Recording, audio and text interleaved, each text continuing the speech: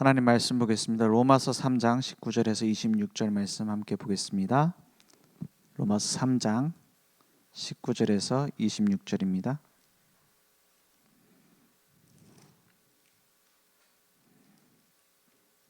제가 한 절 여러분이 한 절 교독하겠습니다. 우리가 알거니와 물은 율법이 말하는 바는 율법 아래에 있는 자들에게 말하는 것이니 이는 모든 입을 막고 온 세상으로 하나님의 심판 아래에 있게 하려 함이라. 그러므로 율법의 행위로 그의 앞에 의롭다 하심을 얻을 육체가 없나니 율법으로는 죄를 깨달음이니라. 이제는 율법 외에 하나님의 한 의가 나타났으니 율법과 선지자들에게 증거를 받은 것이라. 곧 예수 그리스도를 믿음으로 말미암아 모든 믿는 자에게 미치는 하나님의 의니 차별이 없느니라.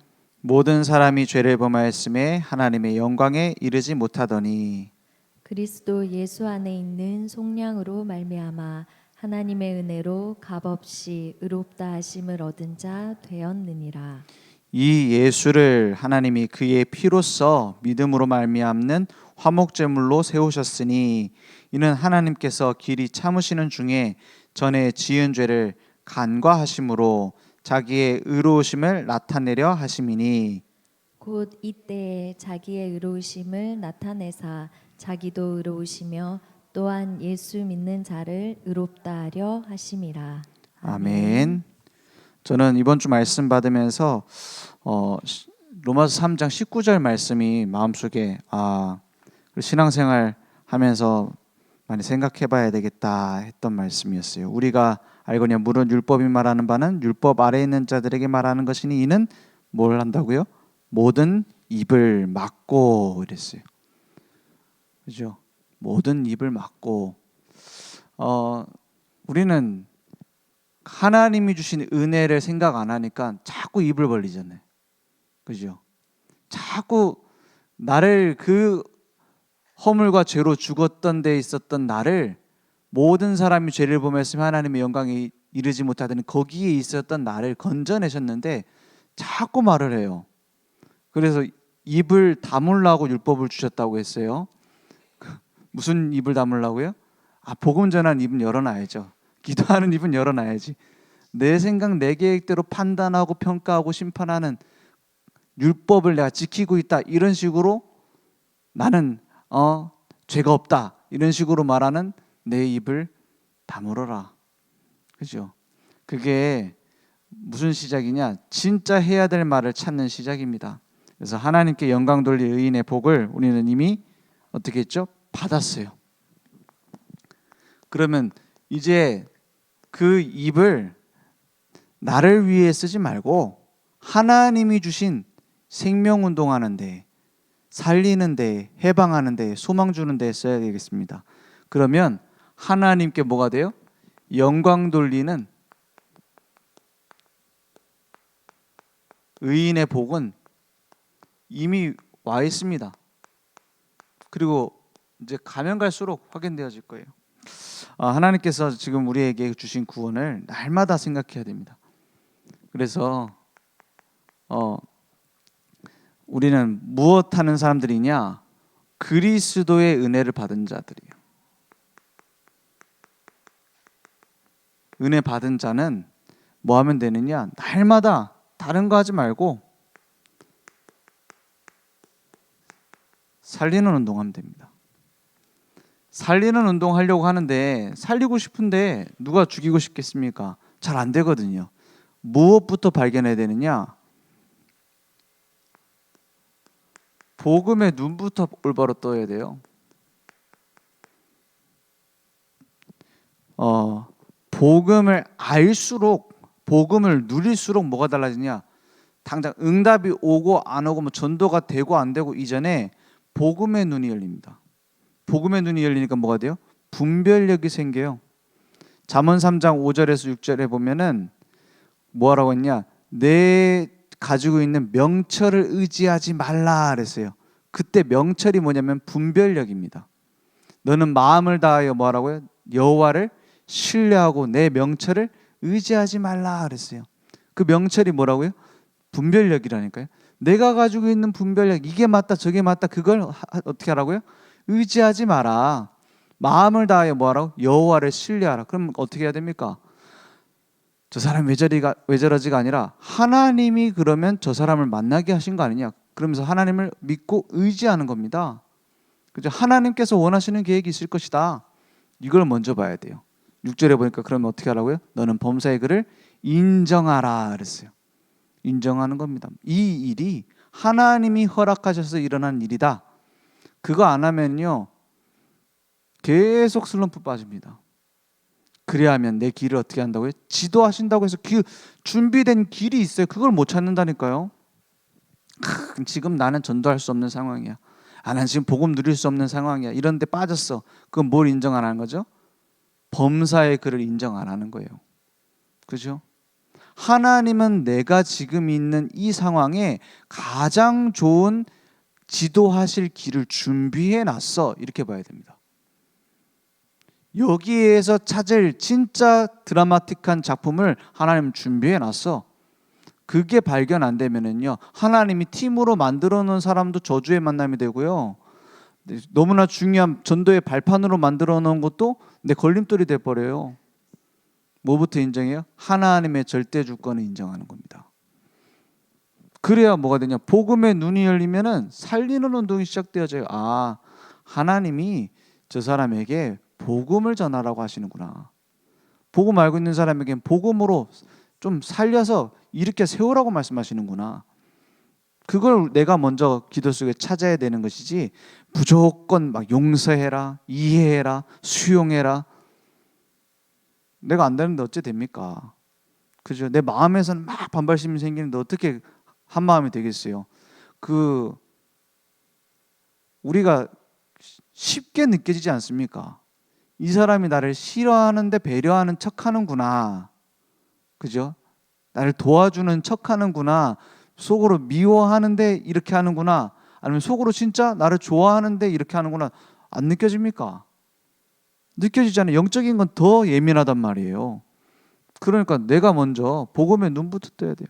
그러면 살리는 운동 저절로 됩니다. 그래서 해방시키는 운동. 해방은 묶여 있다는 말 아닙니까? 그러면 뭐부터 봐야 되냐?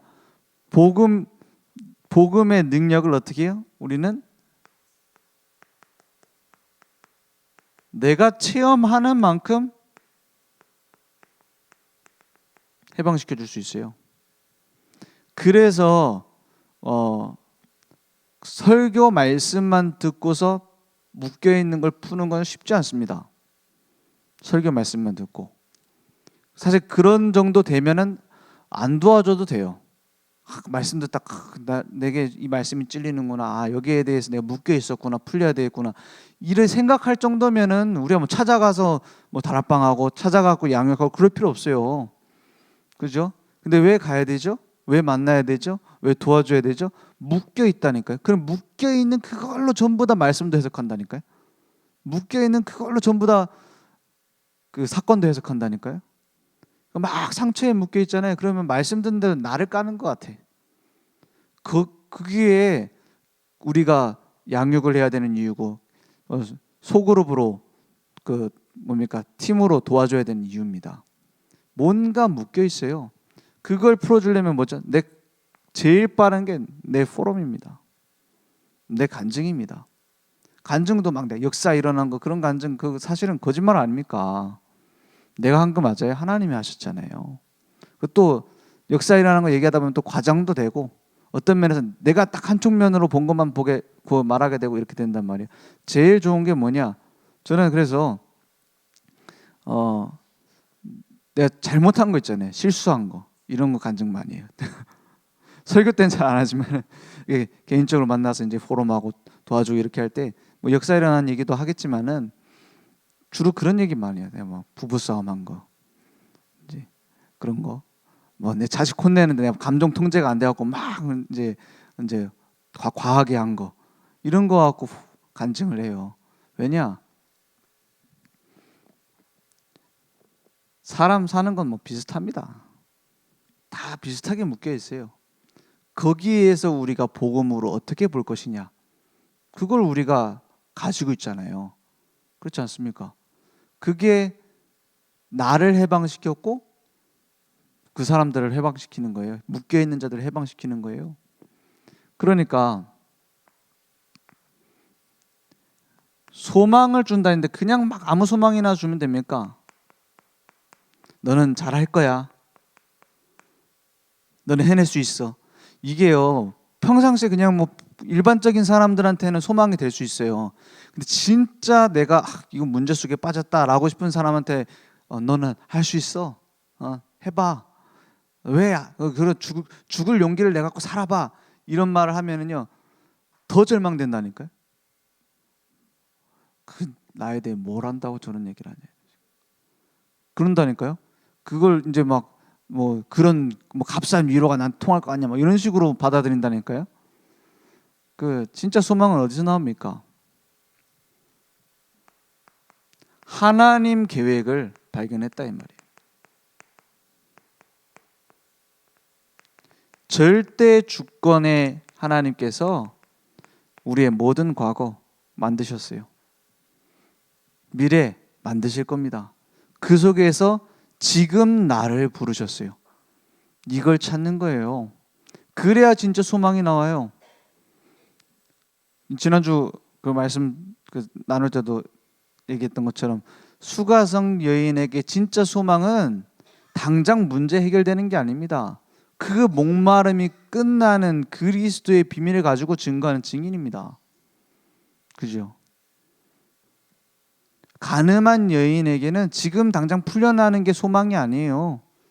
그동안에 붙잡혀 있었던 데는 나와서 예수 그리스도의 증인이 되어지는 겁니다. 그 소망을 우리에게 주셨어요. 그래서 저는 그렇게 생각합니다. 왜 그런 거 있잖아요. 허례허식으로다가 너는 크게 될 거야 이렇게 말하는 거 있잖아요. 막 문제 일으켜서 이게 크게 될 놈이야. 그렇게 나는 그렇게 안 믿는데 이렇게 말하게 되는 거 있잖아요. 저는 이제 모든 사람에게 하나님 계획이 있다고 생각합니다. 우리 뭐 유치부, 초등부 막 이런 중에서도 특히 막 말 안 듣고 막 이제 내 원대로 하고 좀 문제 있다 이렇게 말하는 렘넌트들 보면은 참 소망이 있어 보여요. 뭐냐? 제가 제일 심했거든요. 저는 좀 예배 시간에 안 앉아 있어요. 막 장의자 밑에 기어다니고 초등학생이 유치원생 다니고 장의자 밑에 기어다니고 위에 뛰어다니고 분반 공부하는데 옆에 우리가 분반 공부 이제 붙잡아 놓으면 일단 해야 되잖아요. 하고 끝나면 다른 반 하고 있잖아요. 그러면 저는요 장의자 위로 막 뛰어다니고 왔다 갔다 하고 막 그랬다니까. 밑으로 기어다니고 막 공 던지고 분반 공부하고 있는데 말씀 안 듣고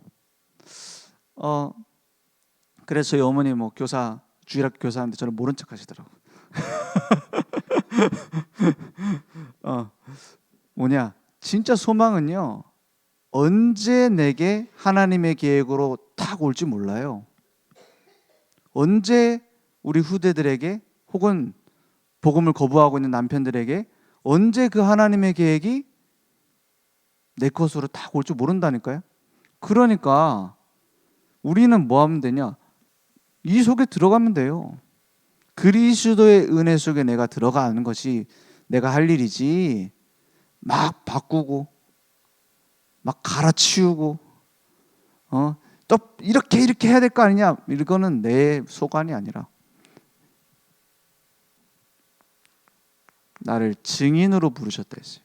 선생이 아니라. 그죠? 그 사실을 누리는 겁니다. 오히려 그 자식을 잘 키우려는 부모가 자식을 망친대잖아요. 막 붙잡아가지고 막 이렇게 만들어갖고 이렇게 하려고 뭔가 그 틀에서 조금이라도 벗어나면 막 때려 죽이고, 그게 자식을 망친대잖아요. 그래서 정신병 늘잖아요. 앞으로 더 늘어날 겁니다. 그래서 우리는 뭘 누리느냐? 복음 안에 들어오는 모든 사람은 의인의 축복 속에 이미 들어왔습니다.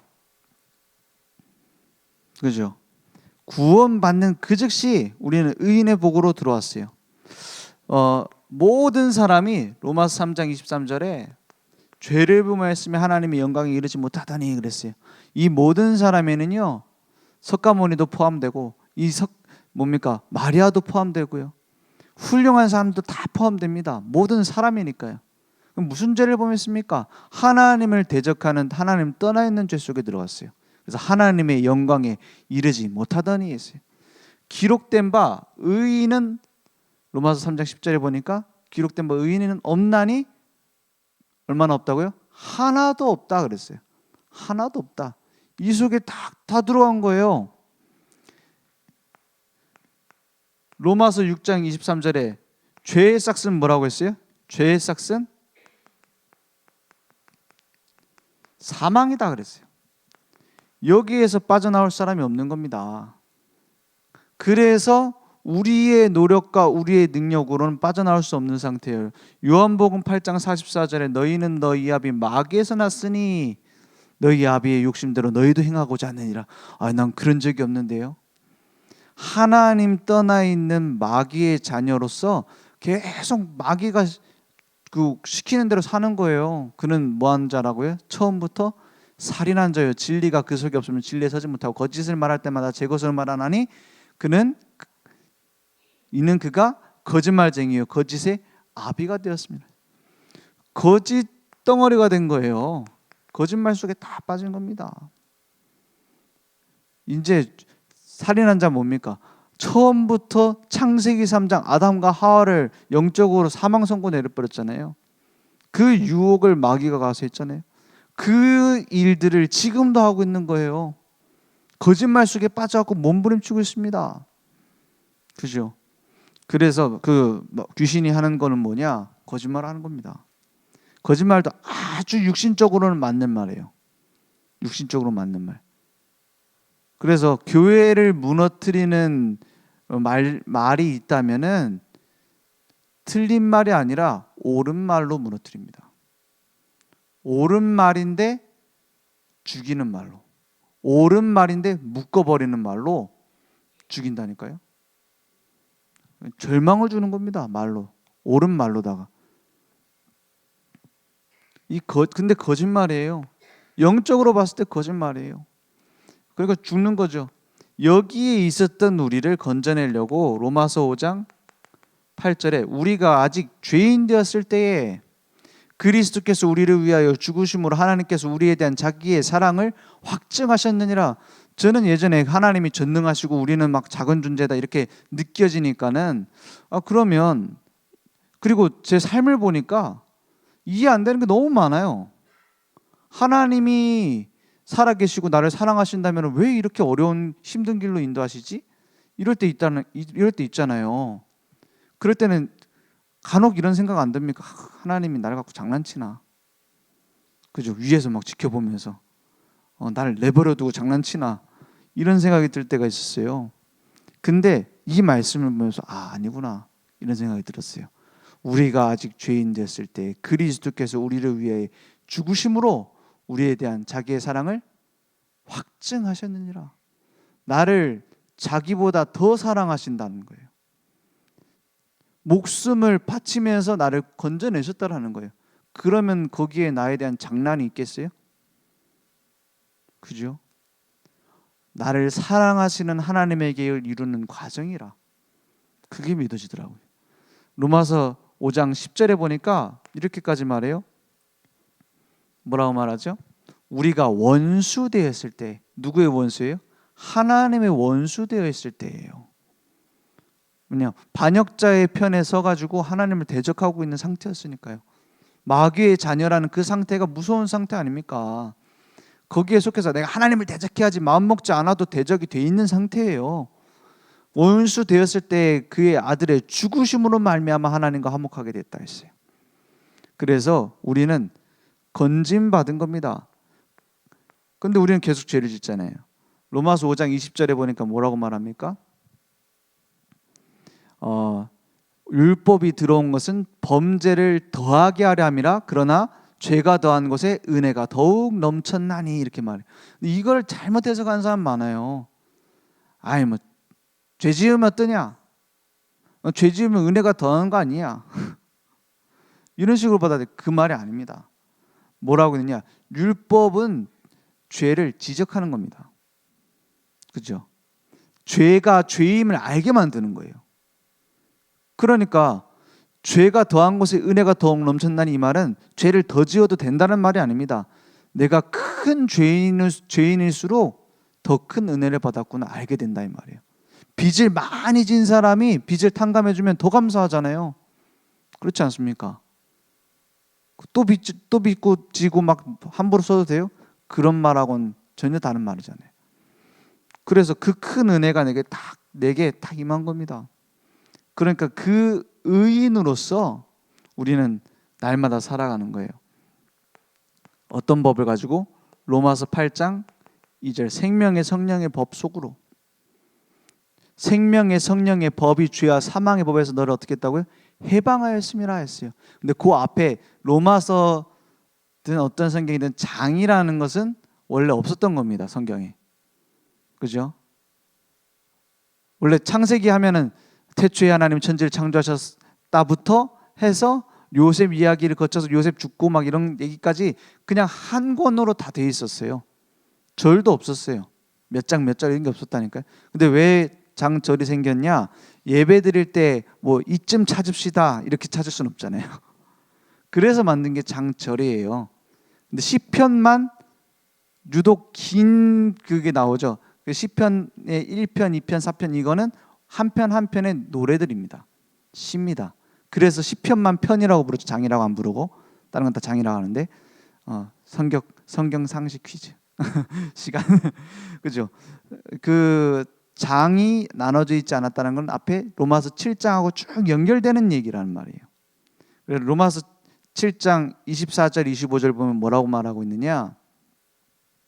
요 앞에 보면 로마서 7장 24절 25절에 보면은 여기에서부터 얘기를 하는 거예요. 오호라 나는 곤고한 사람이로다. 이 사망의 몸에서 누가 나를 건져내랴 이랬어요. 내가 가망성이 없구나. 내가 큰 죄인이구나. 지금도 나는 죄를 원치 않는데 계속 짓고 있구나. 바울이 물론 무슨 죄를 꿈쳐놓고 있었는지는 나와 있지 않아요. 그죠? 근데 뭐 아마 그런 거 아니겠습니까? 막 속으로 막 베드로 욕하고 저기 복음도 못 깨달은 게 이런 식으로 생각하는 거 아니에요? 그럴 수 있는 상황이잖아요. 뭐라고 나와 있지는 않으니까 아이 뭐 초대교회가 왜 자꾸 내 선교하는데 발목을 잡나 이런 생각도 했을 수 있죠. 막 내가 핍박자 였고 이제 예수 믿는 자를 잡아놓던 자였으니까 거기에 대해서 의심하는 사람도 있었겠죠. 아직도 의심하나 막 이런 오해에 대한 불편함도 있었을 수 있겠죠. 그래서 속으로 어떤 마음을 먹었는지는 몰라요. 근데 바울에게도 죄 속으로 계속 끌고 가는 뭔가의 겉사람이 있었다는 말이에요. 그죠? 그래서 전도자 바울도 그랬는데 우리는 뭐 이 정도는 기본입니다. 그죠? 막 속을 불신하고 막 이 정도는 기본이죠. 로마서 근데 7장 25절 거기에 대한 해석과 그 다음이 중요한 겁니다. 뭐라 하냐? 우리 주 예수 그리스도로 말미암아 감사를 찾았어요. 어쩔 수 없는 다른 각인 뿌리 체질되어 있는 나를 발견하면서 뭐 했다고요? 하나님께 감사하리로다 그랬어요. 그런즉 내 자신이 마음으로는 하나님의 법을 육신으로는 죄의 법을 섬기노라. 어쩔 수 없으니까 내버려 둔다는 게 아닙니다. 어쩔 수 없는 나를 보며 그리스도께 감사한다 이랬어요. 왜냐? 법이 달라졌으니까. 그리스도 예수 안에 있는 생명의 성령의 법이 죄와 사망의 법에서 너를 해방할 것이다? 아니에요. 해방하였습니다. 끝낸 겁니다. 그래서 우리를 보고 의인이라고 하는 거예요. 하나님이 의인으로 부르는데 누가 죄인이라 말할 수 있겠습니까? 그죠? 내 죄성이 없어졌단 말이 아니에요. 죄인 되었던 법이 바뀌어진 거예요. 그죠? 그러니까 우리의 죄성은 계속 죄 속으로 빠지게 만들죠? 그러면 마음대로 죄 짓는단 말이냐? 계속 요속으로 들어오는 겁니다. 요한일서 1장 9절 말씀에 보면은 이렇게 말하고 있습니다. 요한일서 1장 9절에 보니까 만일 우리가 우리 죄를 어떻게 하면 자백하면 그는 미쁘시고 이랬어요. 미쁘다는 말은 믿을 만하다 이런 뜻이에요. 신실하시다 이렇게도 해석하죠. 미쁘시고 의로우사. 그 주님은 어쨌든 의로우세요. 그게 우리의 버팀목이에요. 나는 의를 잃어버리는 것처럼 살지언정 주님의 의는 바뀌지 않아요. 우리 죄를 사하시며 우리를 모든 불의에서 깨끗하게 하실 것이요 그랬어요. 이걸 보고 회개라고 합니다. 주님께 돌아가는 거예요. 그럼 무엇을 회개해야 됩니까? 물론 뭐 잘못한 거 회개해야겠죠. 뭐 거짓말한 거, 뭐 신호 위반한 거 그런 것도 회개해야겠죠. 어떤 사람은 막 그 대표 기도를 하는데도 막 그런 죄까지 다 끄집어내고 회개를 하더라고요. 내가 뭐 무슨 뭐를 잘못했는데 회개합니다. 다 회개해요.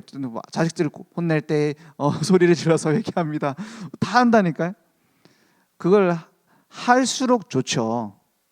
회개는 많이 할수록 좋습니다. 왜냐? 하나님 자녀에게 주신 특권이니까. 그죠? 회개는 많이 할수록 좋아요. 그리스도 없는 자는 회개 암만만 해도 소용없습니다. 헛된 신음소리지. 구원받은 자가 회개 많이 할수록 좋습니다. 근데 진정해야 될 회개는 안 해요. 진정 회개해야 될 게 뭡니까? 복음 전혀 안 누리는데 그거 관심 없잖아요. 하나님이 주신 갈보리산, 감람산, 마가다락방에 주신 말씀 그 성취와 상관없는데 내가 있잖아요. 그걸 회개해야죠. 땅끝까지 내 증인이 되리라 했는데 증인 됐다 안 됐다가 문제 아닙니다. 거기에 대한 나의 방향이 없잖아요. 그건 회개 안 합니까? 교회가 올바른 복음 운동할 수 있도록 내가 무엇을 해야 될까? 이런 고민 안 하잖아요. 그걸 회개해야 되는 거 아닙니까? 그냥 뭐 교회에서 이런 거 한다더라. 그거 회개해야 되는 거 아니에요? 셋들 무슨 금토일 시대 얘기하는데 전혀 관심 없고 나는 딴 데 관심 있잖아요. 그거 회개해야 되는 거 아니에요? 하나님이 가시려는 방향에 맞추는 게 회개입니다. 뭐 말씀이니까 저렇게 얘기하고 그걸 회개해야 되는 거. 그거 회개하지 않아서 지금 한국교회는 병들었습니다. 병들었어요. 무엇으로 병드냐? 나는 그냥 뭐 성경 읽고 뭐 예배는 나랑 상관없고 난 크리스천이지만 뭐 말씀은 말씀, 세상은 세상. 회개해야 됩니다. 복음 누리지 않는 거 회개해야 되고 안전하는 거 회개해야 돼요. 그러니까 의인의 축복을 우리는 이미 받았기 때문에 뭐 하면 됩니까? 이제 의의 길을 가면 돼요. 의의 길을 가는 방법 어떻게 갑니까?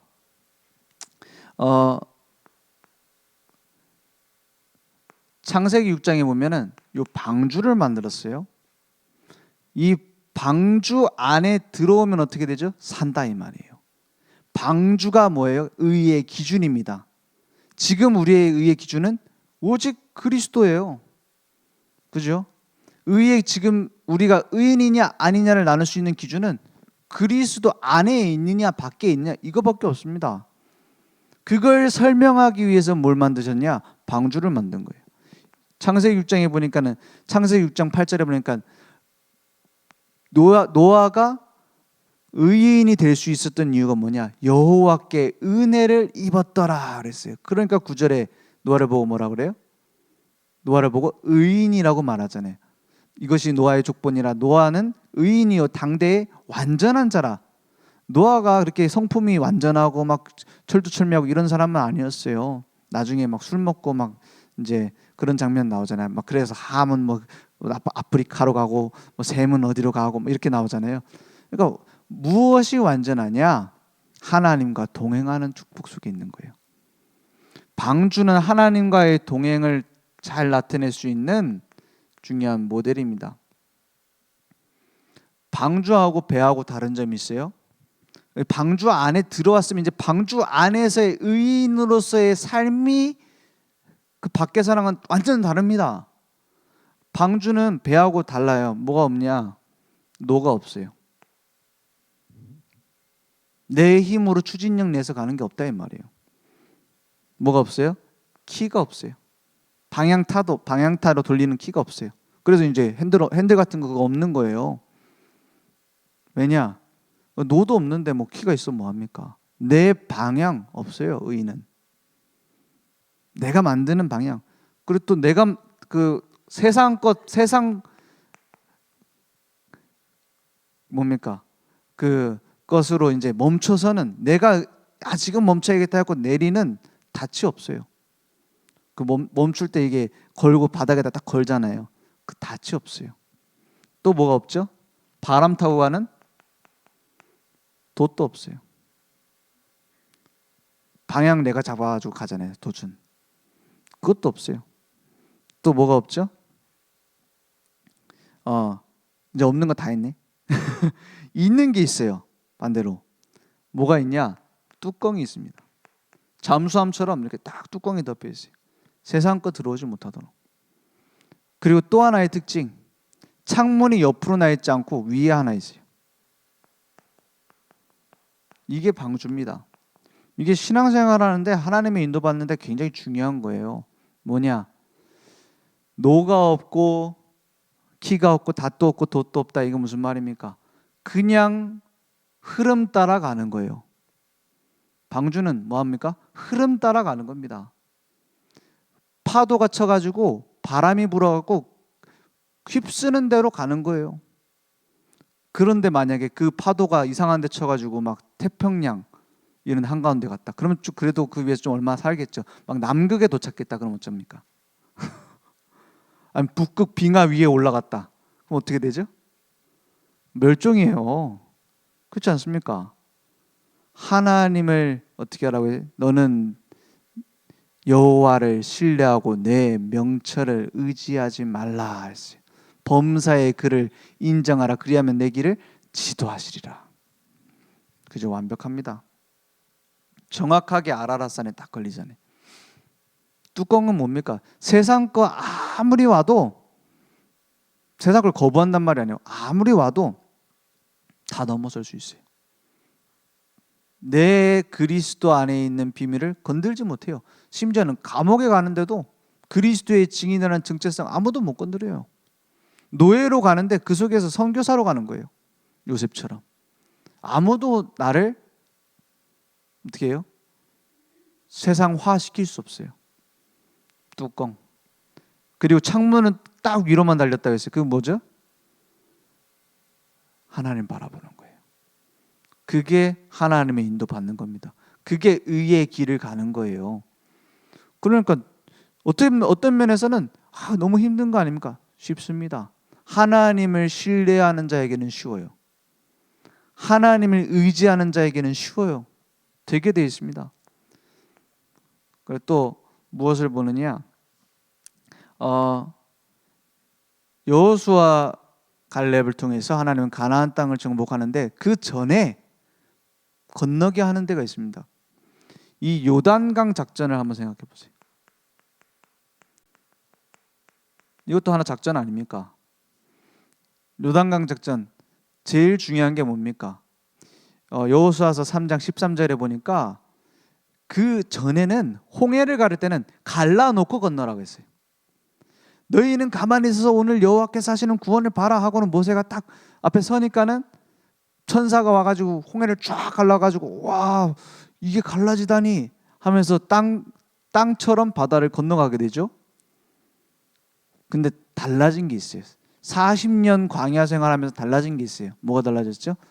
언약궤를 맨 주 여호와의 궤를 맨 제사장들의 발바닥이 요단 물을 어떻게 해요? 밟고 멈추면 요단 물 곧 위에서부터 흘러내리던 물이 끊어지고 한 곳에 쌓여 서리라.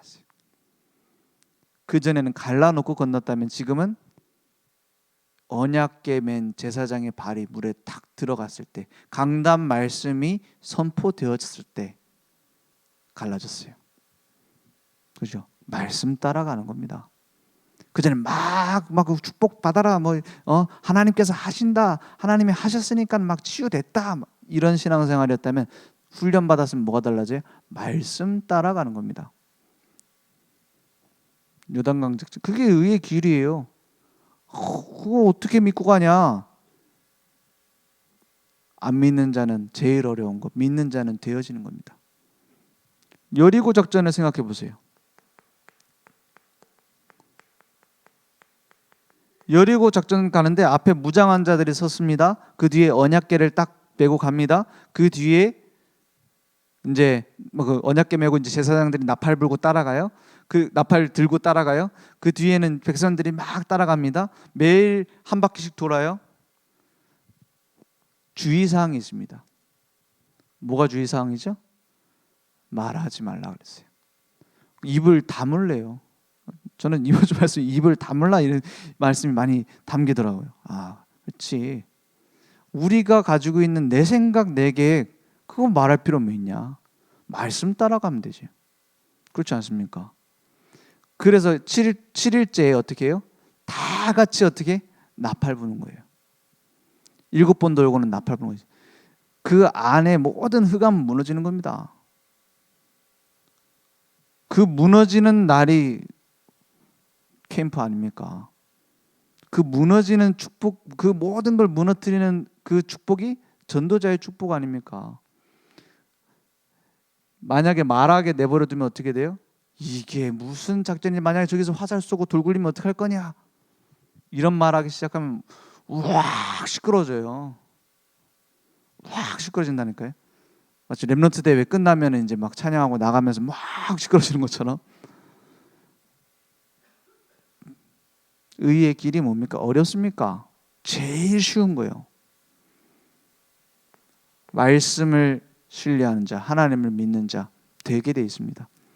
그래서 시편 23편 1절에서 7절에 보니까 6절이죠. 6절에 보니까 이렇게 말합니다. 여호와는 나의 뭐가 되신다고요? 목자시니 나에게 부족함이 없으리로다. 이게 의인의 축복입니다. 그래서 다른 어떤 동물도 자기가 먹고 살 거, 지낼 공간 충족시켜주면 만족을 느낍니다.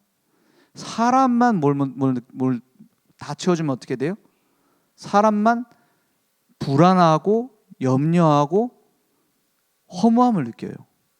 희한하죠. 충분히 살 수 있는 거 다 갖다 주는데, 공간도 다 갖다 주는데, 왜냐? 사람만 영적 존재예요.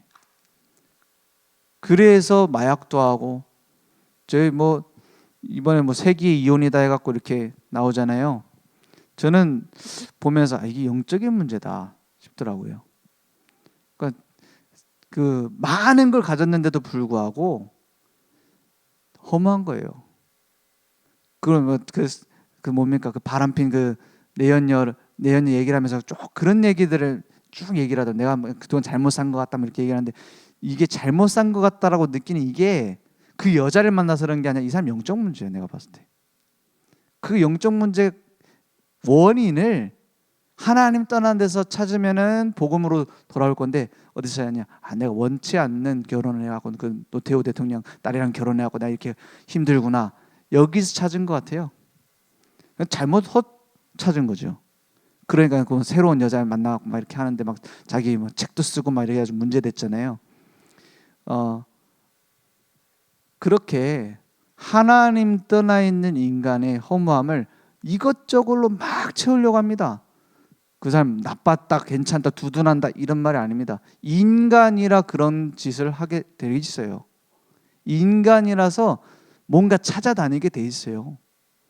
그걸 옆에서 채울 수 있는 복음을 얘기 안 해준 사람 책임 아닙니까?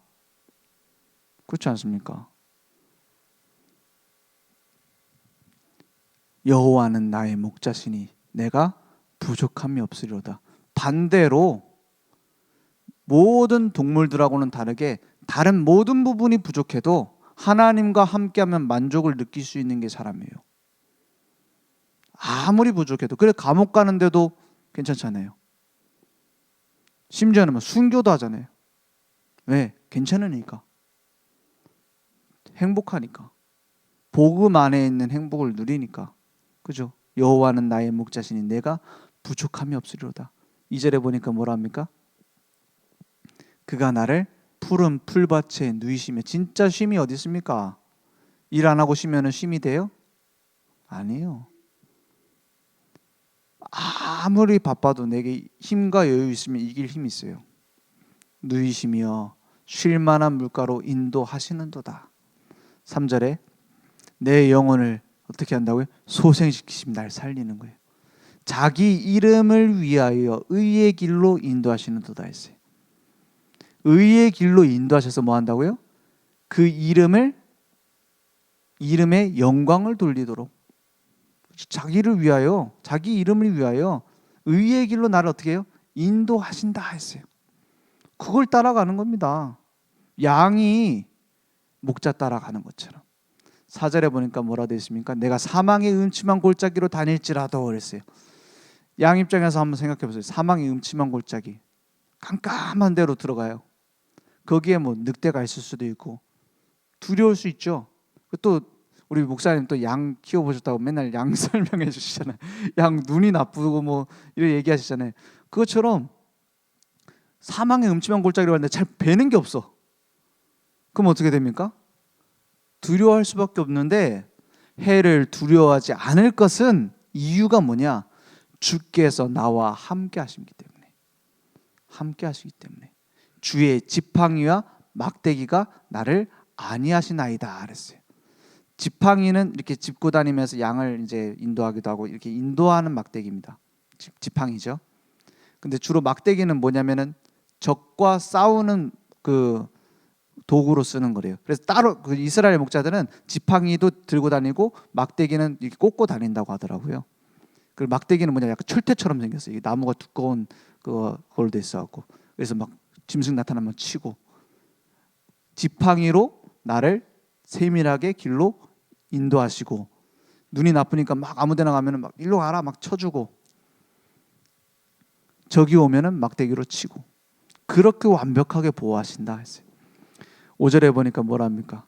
주께서 내 원수의 목전에서 눈앞에서 내게 상을 차려주시고 기름을 내 머리에 부으셨으니 내 잔이 어떻게 돼요? 넘치나이다. 6절 내 평생에 선하심과 인자하심이 반드시 나를 따르리니 내가 여호와의 집에 영원히 살리로다. 이게 의인의 길이에요. 목자가 함께 하시면 끝나는 겁니다. 만약에 부활하신 주님이 늘 내 옆에 서 계시면 어떨까요?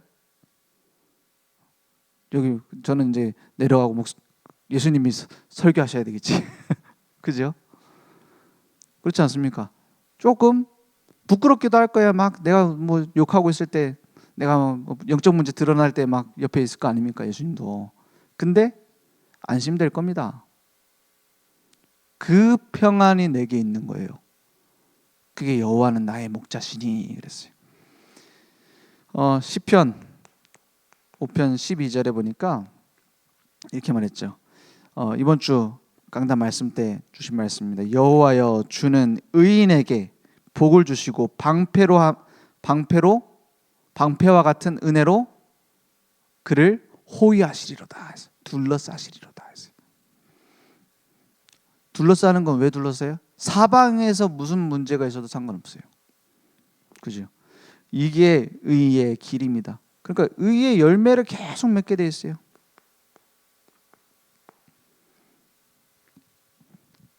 그리스도의 증인 티가 납니다. 어떤 티가 납니까? 하나님이 나와 함께 하시는 비밀을 누리고 있으면 뭐가 나옵니까? 내 중심이 아니라 하나님 중심이 되게 돼 있어요. 그게 달라지는 거예요. 구원 받으면은 갑자기 잘생겨집니까? 그러면 좀 하나님 실패하시기도 하네요. 그죠? 구원 받으면 내가 돈 많아집니까? 꼭 그렇지는 않잖아요. 구원 받으면 뭐가 있어요? 내게 하나님 함께 하시는 비밀을 누리면 평안이 옵니다. 하나님 함께 하시는 평안 속에서 뭐가 되어져요? 증인이 되어지는 거예요. 그래서 어떤 사람은 병이 나아서 증인으로, 어떤 사람은 병이 안 낫고 평생 아프면서 증인으로. 그렇습니다. 어떤 사람은 가난을 이겨서 부자가 됨으로 증인으로, 어떤 사람은 가난함 속에 있지만 하나님이 함께 하시는 행복을 누림으로 증인으로. 그건 하나님 마음이에요. 중요한 건 뭐냐? 내가 그 의의 길을 하나님과 동행하고 있느냐는 겁니다. 동행이라고 했을 때는 두 가지죠. 하나는 하나님과의 관계입니다. 이걸 제일 누리는 것을 보고 예배라고 합니다. 예배라는 말은 하나님 앞에 엎드린단 말이에요. 그냥 예배 잘 드렸다, 예배 은혜 받았다, 이거는 예배가 아닙니다. 예배가 뭘 얘기합니까? 내 안에서의 하나님께로 향한 무릎 꿇음이 있느냐는 거예요. 그죠? 내 삶을 드리는 예배가 되어지고 있느냐 하는 겁니다. 하나님과의 관계. 그리고 하나님과 동행한다는 것은 하나님과 방향을 맞춘다는 거예요. 하나님과 늘 가깝게 예배 속에서 하나님이 나를 지배하시고 나를 이끌어 가시고, 그러면서 방향을 맞추는 겁니다. 그것이